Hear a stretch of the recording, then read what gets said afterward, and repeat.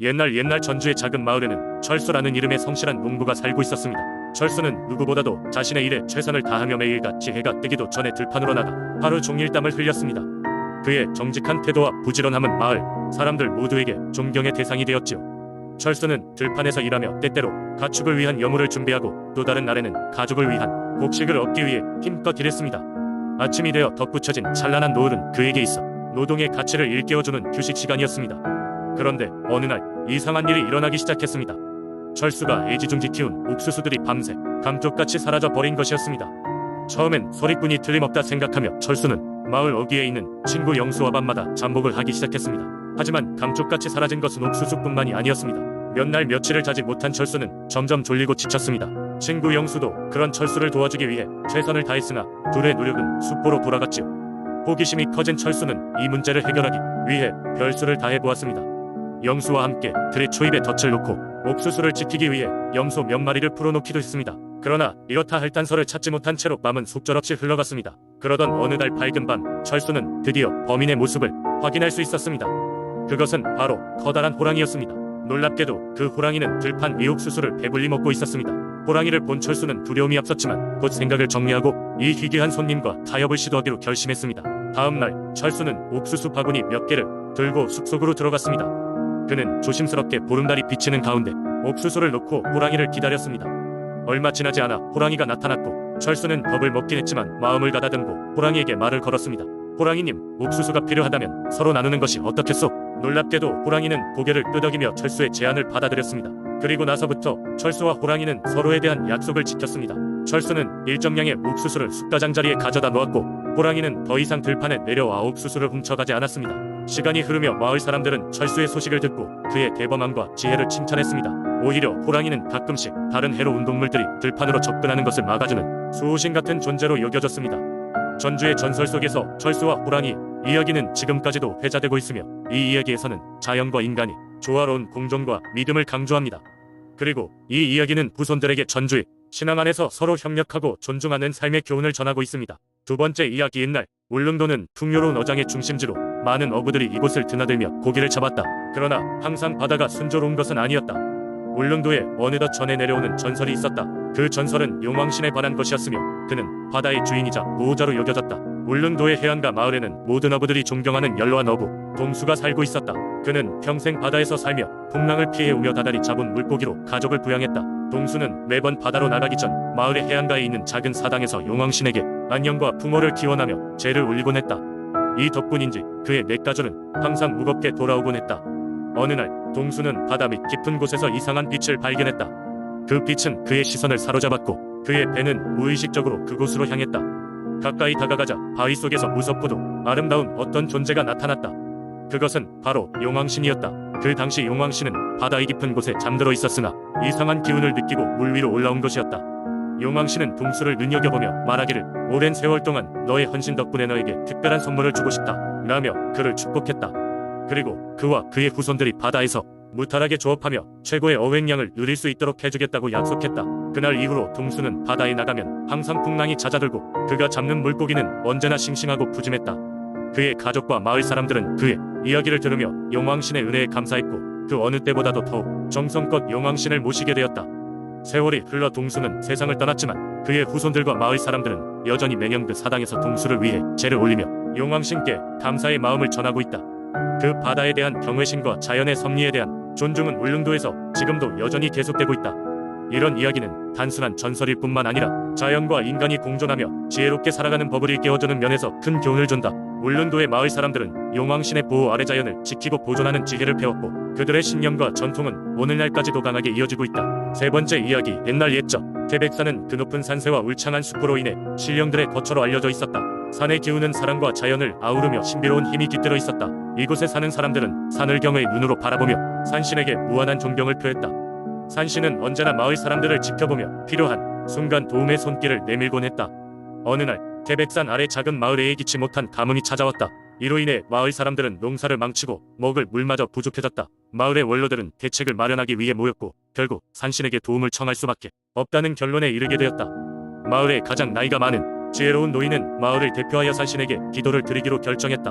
노인은 이른 새벽 산신이 거주한다는 신령이 숲으로 발걸음을 옮겼다. 그는 걸음을 옮길 때마다 힘겹게 숨을 내쉬었고 그의 겸손하고 진심 어린 모습은 숲의 나무들이나 산새들에도 전해졌다. 산신의 자비를 바랍니다라는 기도문을 읊조리며 그는 신령의 숲 중심부에 도달했다. 그곳에는 전설적인 세 개의 거대한 바위가 있었는데 이는 오랫동안 산신의 신비한 힘을 상징하는 것으로 여겨졌다. 노인은 그 바위 앞에 무릎을 꿇고 산신에게 간곡히 청명한 비를 내려달라는 기도를 올렸다. 그의 목소리는 나직했지만 산의 메아리는 그 진심을 우렁차게 퍼뜨렸다. 기도를 마친 노인은 다시 힘겹게 마을로 돌아갔다. 그가 다시 마을에 도착했을 때 모든 사람들이 그의 돌아옴을 반겼다. 하지만 하늘은 여전히 맑고 태양은 무심하게도 뜨거운 빛을 내리쬐고 있었다. 그 밤 노인은 한 가지 희망을 품고 잠자리에 들었다. 그가 꿈속에서 태백산의 신령을 만난 것이다. 신령은 온화한 미소로 노인을 바라보며 말했다. 당신의 기도는 깊은 곳까지 닿았다. 내일 아침 당신의 마을에 상쾌한 비가 내릴 것이다. 노인은 깨어나자마자 이 이야기를 마을 사람들에게 전했고 모두는 기대에 차 잠을 이루지 못했다. 다음 날 아침 마을 사람들은 한 줄기 소리와 함께 눈을 떴다. 그것은 오랜 가뭄 후 내려오는 처음의 빗소리였다. 마을 사람들은 거리로 뛰어나와 비를 맞으며 서로를 끌어안았다. 그들은 하늘을 향해 감사의 기도와 찬사를 바쳤다. 이때부터 태백산의 신령은 마을 사람들에게 더욱 각별한 존재가 되었고 그 후로 마을 사람들은 매년 태백산을 찾아 산신에게 감사의 제를 올렸다. 이 전통은 그 이후로도 오랫동안 이어지고 있으며 산신의 기적 같은 이야기는 오늘날에도 많은 이들의 가슴 속에 전해지고 있다. 네 번째 이야기. 옛날 옛적 경상북도 의성에는 작은 마을이 자리 잡고 있었습니다. 이 마을은 고요하고 평화로웠지만 그 평화 뒤에는 마을 사람들을 지키는 든든한 존재가 있었습니다. 그것은 바로 돌미신이라는 수호신이었습니다. 돌미신은 이름 그대로 큰 바위 같은 형상을 한 신으로 마을 외곽의 산자락에 위치한 한 바위산에 깃들어 있었습니다. 전설에 따르면 돌미신은 하늘에서 의성에 내려와 마을을 지켜주는 신성한 존재였습니다. 마을 사람들은 돌미신을 위한 제사를 매년 올렸습니다. 제사 때가 되면 사람들은 잔치를 벌이고 정성스럽게 만든 떡과 음식을 돌미신에게 바쳤습니다. 그들은 돌미신이 마을을 재난과 악령으로부터 보호해줄 것이라고 믿었습니다. 그래서 늘 감사의 마음을 담아 제사를 준비하였습니다. 어느 해 마을에 예기치 않게 큰 가뭄이 찾아왔습니다. 오랜 기간 비가 내리지 않자 농사는 망해가고 사람들은 점점 지쳐갔습니다. 마을 사람들은 어디서부터 문제를 해결해야 할지 몰라 고민에 빠졌습니다.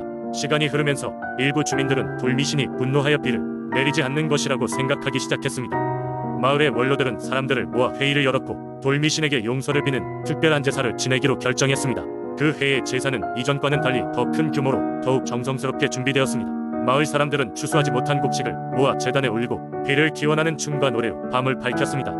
사람들의 간절한 마음이 하늘에 닿은 것인지 제사를 지낸 그 다음 날부터 하늘에 구름이 모여들기 시작했습니다. 며칠 후 드디어 기다리던 단비가 의성에 내리기 시작했습니다. 마을은 다시금 활력을 되찾았고 사람들은 돌미신의 은혜에 깊이 감사했습니다. 그날 이후로 의성의 사람들은 돌미신의 이야기를 더욱 경외하며 전했습니다. 비록 눈에 보이지 않는 존재이지만 돌미신이 항상 자신들과 함께하며 지켜보고 있다는 믿음은 사람들에게 큰 위로와 안정을 주었습니다. 오늘날까지도 의성 사람들은 돌미신을 마을의 수호신으로 섬기며 그 전설을 자손들에게 전하고 있습니다. 이는 단순한 신화가 아니라 그들의 삶과 마음을 엮는 소중한 이야기로 남아 있습니다. 다섯 번째 이야기. 옛날 옛적 산과 물이 아름답기로 유명한 가평에는 하늘을 죄를 뜻한 산과 깊숙한 계곡 그리고 신비로운 이야기를 간직한 호수가 있었다. 그곳에는 동네 사람들 사이에서 전해 내려오는 안전뱅이 신령의 전설이 있었다. 안전뱅이 신령은 조용한 산골짜기 한가운데 자리 잡고 있으며 그를 만난 사람은 누구도 불행한 일을 당하지 않는다고 전해졌다. 가평의 작은 마을에 쌍둥이 형제가 살고 있었다. 형은 한결, 동생은 한울이었다. 이들은 항상 함께 어울려 다니며 어느 곳에서나 장난과 웃음으로 넘치는 사이 좋은 형제였다.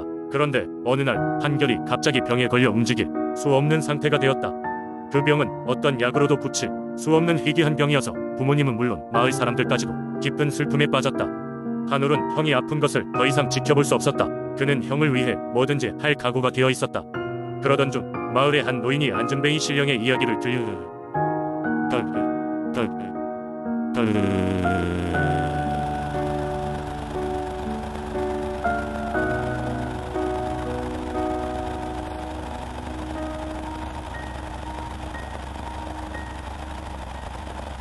저기 깊은 계곡 너머에 신령이 살고 있다지. 그를 찾아가면 어떤 소원도 들어준다는구나. 허나 그 길은 험난하고 위험하기 그지없지. 하지만 한울은 결심을 굳혔다. 형을 위해서라면 못할 게 없어요. 그는 밤새 준비를 하고 이른 새벽 홀로 길을 떠났다. 한울은 깊은 산속을 헤매며 아침부터 밤늦게까지 길을 걸었다. 온갖 어려움을 뛰어넘으며 배고픔과 싸우고 험한 벼랑을 넘으며 결국 깊은 계곡에 다다랐다. 그곳에서 한울은 신비롭게 푸르른 빛을 내는 안전뱅이 신령을 만났다. 신령은 나지막한 목소리로 한울에게 물었다. 내가 이곳까지 온 이유가 무엇이냐? 한울은 주저하지 않고 말했다. 형님이 병에 걸려 아무것도 할 수 없어요. 제발 형님을 건강하게 해주세요. 신령은 잠시 생각한 뒤 말했다. 너의 형제에 대한 사랑이 깊구나. 그렇다면 내게 계곡 아래에서 가장 빛나는 푸른 꽃을 하나 가져오너라. 그것만이 너희 형을 살릴 수 있는 약이 될 것이다. 한울은 힘겨운 일임을 알았지만 형을 위해 뭐든지 할 수 있는 용기가 다시 솟구쳤다. 계곡 아래는 정말로 위험한 곳이었다. 하지만 한울은 포기하지 않고 차근차근 길을 찾아냈고 마침내 그토록 말로만 듣던 푸른 꽃을 발견할 수 있었다. 그 꽃을 가져오기까지 크고 작은 어려움이 있었으나 형을 향한 사랑이 그에게 힘을 주었다. 한울은 무사히 내려가 꽃을 따고 돌아왔다. 신령은 그 꽃을 보고 미소 지으며 말하였다. 너는 정말 용기 있는 아이로구나. 이 꽃으로 너의 형을 구할 수 있을 것이니 집으로 돌아가봐. 한울은 기쁜 마음에 가슴이 벅차올라 서둘러 집으로 돌아갔다. 집에 도착하자마자 한울은 그 꽃을 형의 입에 넣었다. 놀랍게도 한결의 눈이 깜빡이며 서서히 움직이기 시작했다. 결국 그는 따뜻한 형의 운기로 깨어날 수 있었고 건강을 되찾았다. 마을 사람들은 한울의 사랑과 용기에 경의를 표했고 둘의 이야기는 마을 전설로 길이길이 남게 되었다. 그 이후로도 가평 사람들은 안전뱅이 신령에 대한 이야기를 전하며 끈끈한 형제와 가족의 사랑을 기렸다. 그리고 그 계곡은 형제의 꽃이 핀 곳이라 불리며 수많은 사람들이 그곳을 찾아와 소원과 기도를 올리게 되었다.